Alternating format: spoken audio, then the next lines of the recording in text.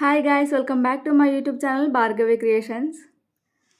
మనం ఎప్పుడు అనుకుంటూ ఉంటాం కదా, మన లైఫ్లో ఏది రాసిపెట్టుంటే అదే జరుగుతుంది. మనకు ఎట్లా రాసిపెట్టుంటే అట్లా జరుగుతుంది. అది కష్టమైన, సుఖమైన, లాభం, సంతోషం ఏదైనా సరే.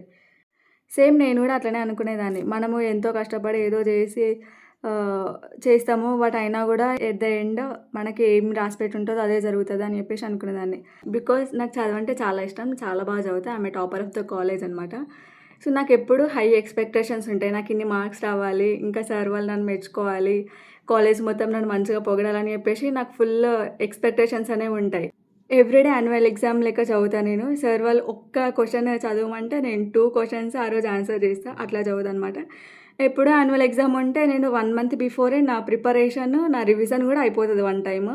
సో అంతగానం చదువుతాను అనమాట. సో అట్లా చదివినప్పుడు నాకు చాలా నేను ఊహించుకుంటాను అనమాట, నాకు ఇన్ని మార్క్స్ వస్తాయి అని చెప్పేసి. సో మనం అంతగానం చదువుకున్నప్పుడు మనకు ఆల్రెడీ ఉంటుంది, నాకు పక్కా ఇన్ని మార్క్స్ వస్తాయని చెప్పేసి గట్టిగా ఫిక్స్ అయిపోయి ఉంటాం.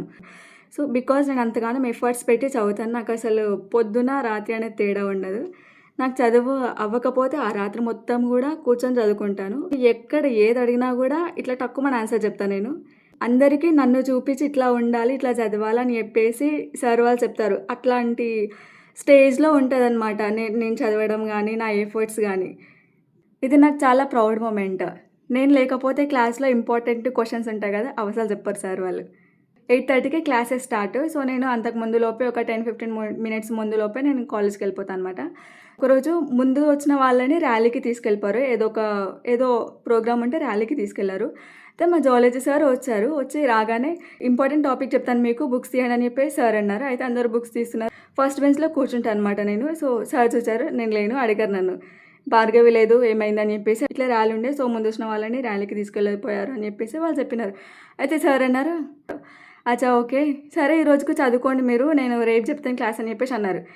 అయితే మా క్లాస్ మొత్తం అన్నారంట, ఆమె లేకపోతే మా క్లాస్ చెప్పారా సార్ అని చెప్పేసి మా క్లాస్ స్టూడెంట్స్ అందరూ అడిగారట. అయితే సార్ అన్నారట, క్లాస్లో మీరు అందరు ఉన్నది ఒకెత్త, అయితే భార్గవి ఉన్నది ఒకెత్త అని చెప్పేసి అన్నారట. తర్వాత నేను ర్యాలీ నుంచి వచ్చిన తర్వాత మా ఫ్రెండ్స్ అందరు చెప్తా ఉంటే నాకైతే లిటరలీ నేనైతే ఎక్కడికో వెళ్ళిపోయినా ఆ విషయం చెప్పగానే. అట్లా ఉంటుంది, అంతగానం చదువుతాను అనమాట. నాకు చిన్నప్పటి నుంచి ఆ ఎక్స్పీరియన్స్ తెలుసు అనమాట.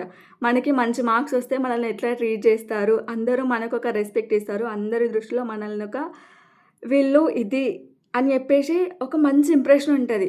సో ఆ ఫీల్ అనేది నేను చిన్నప్పటి నుంచి ఎక్స్పీరియన్స్ చేసి నాదొక అది మైండ్లో ఫిక్స్ అయిపోయింది. నాకు మంచి మార్క్స్ వస్తే నేను ఎంతగానం కష్టపడ్డా, ఎంత తిన్ననా లేదా చదివినా ఎంతగానం కష్టపడ్డా, నాకు అసలు ఎట్లా చెప్పాలో కూడా నాకు అర్థమవుతలే. అంత పిచ్చి దాని లెక్క చదివేదాన్ని. నేను ఎంత కష్టపడ్డా సరే వన్స్ నాకు మార్క్స్ వస్తే అంతే, ఇంకా మొత్తం ఎవ్రీథింగ్ మొత్తం మర్చిపోతా. ఎంత కష్టపడ్డా ఏం చేసినానో మొత్తం మర్చిపోతా నేను. సో అట్లాంటి ఒక క్యాండిడేట్ అనమాట నేను. కొన్నిసార్లు మనం ఎంత పర్ఫెక్ట్గా రాసినా కూడా వాల్యుయేషన్ కరెక్ట్గా అవ్వదు. అట్లా మనం అనుకునే మార్క్స్ దానికంటే కొంచెం తక్కువ మార్క్స్ వస్తాయి. సో అట్లాంటి టైంలో నేను ఫుల్ బాధపడేదాన్ని. నేను ఇంత పర్ఫెక్ట్గా రాసిన, అంతగానం కష్టపడి ఎవ్రీథింగ్ పర్ఫెక్ట్గా రాసిన, అసలు నాకు తీసేయడానికి ఎక్కడ కూడా ఛాన్స్ ఇవ్వకుండా అంత పర్ఫెక్ట్గా రాసిన, అట్లాంటి నాకెందుకు తక్కువ వచ్చినాయి అని చెప్పేసి నేను ఫుల్ థింక్ చేసేదాన్ని. ఒక్కోసారి అనుకునేదాన్ని, అయినా మనకి ఎన్ని మార్క్స్ రావాలని ఉంటుందో ఆల్రెడీ రాసే ఉంటుంది. మనకి ఎన్ని మార్క్స్ రావాలో గన్ని మార్క్స్ వస్తాయి. దానికి మనం ఇంతగానం కష్టపడి, ఇంతగానం చదివి, ఇంత బాధపడడం ఎందుకు అని చెప్పేసి నేను అనుకునేదాన్ని ఒక్కోసారి. నేను డిగ్రీ ఫస్ట్ ఇయర్లో ఉన్నప్పుడు చదివాను ఎక్కడో, everything has already return but some times in some situations it has return like as your wish అని. అంటే మన లైఫ్లో ఏం జరగాలి ఏంటి అనేది దేవుడు మొత్తం రాసిపెట్టే ఉంటుంది. బట్ కొన్నిసార్లు మన అభిప్రాయానికి వదిలేశాడు, మనం కష్టపడితే వస్తుంది లేకపోతే లేదు అని చెప్పేసి.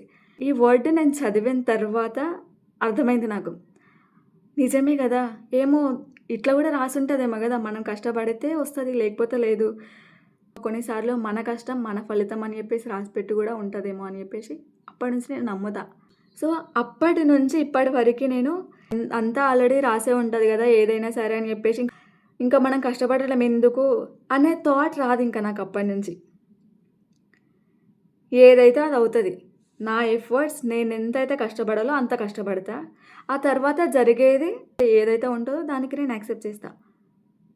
మనకి ఏం రాసిపెట్టుందో, ఎట్లా జరగాలనుందో ఏందో మనకేం తెలవదు. జస్ట్ మనమేంటి, మనకేం కావాలి, మనం ఎట్లా ఉండాలి అనేదైతే మనకు తెలుసు.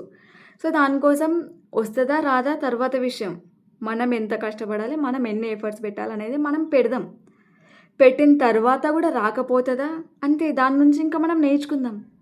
ఆ నేర్చుకున్నదైతే ఎటు పోదు కదా! మనం ఎంత కష్టపడాలి, ఏం చేయాలి అనేది మనం చేసిన తర్వాత మనకు రిజల్ట్ ఫెయిల్యూర్ వస్తే దాంట్లో మన తప్పేం లేదు. అది మనకు కరెక్ట్ కాదు. అందుకే దాంట్లో మనం ఫెయిల్ అయినాం. It is not perfect for us. మన లైఫ్‌లో అంతా రాసిపెట్టే ఉంటది కదా! మళ్ళీ దానికి నేను కష్టపడడం ఎందుకని చెప్పేసి మనం అనుకుంటే, ఏమో మనకు తెలవదు కదా! ఎక్కడ మనం కష్టపడితే, మనం దానికోసం ప్రయత్నిస్తే వస్తది అని చెప్పేసి ఎక్కడ రాసిపెట్టి ఉంటదో మనకు తెలవదు కదా! ఇఫ్ ఇన్ కేస్ ఇంకా మనకు అంతా ఆల్రెడీ రాసిపెట్టి ఉంటదని చెప్పేసి మనం కష్టపడకుండా, ఏం చేయకుండా అట్లనే ఉంటే, మనకొచ్చే ఆపర్చునిటీస్ కూడా పోతాయి. మన కష్టం మనం పడదాం. తర్వాత ఫలితం అనేది దానికి ఏమొస్తదో దానికి మనం యాక్సెప్ట్ చేద్దాం. మన నుంచి అయితే తప్పు లేకుండా మన కష్టం మనం పడితేనే కదా తెలుస్తది. ఎప్పుడైనా మోస్ట్‌లీ మనకు పాజిటివ్‌గా థింక్ చేసే విధానం అనేది ఉండాలి. అట్లాంటప్పుడే ఏదైనా కూడా మనం తట్టుకోగలుగుతాం. నాకైతే ఆ వర్డ్ చదివిన తర్వాత అట్లా కనెక్ట్ అయింది. సో, మేబీ మీకు కూడా ఇట్లా ఏదైనా హెల్ప్ అవుతదేమో అని చెప్పేసి నేను ఈ మ్యాటర్‌ని షేర్ చేసుకుంటాను. Thanks for watching.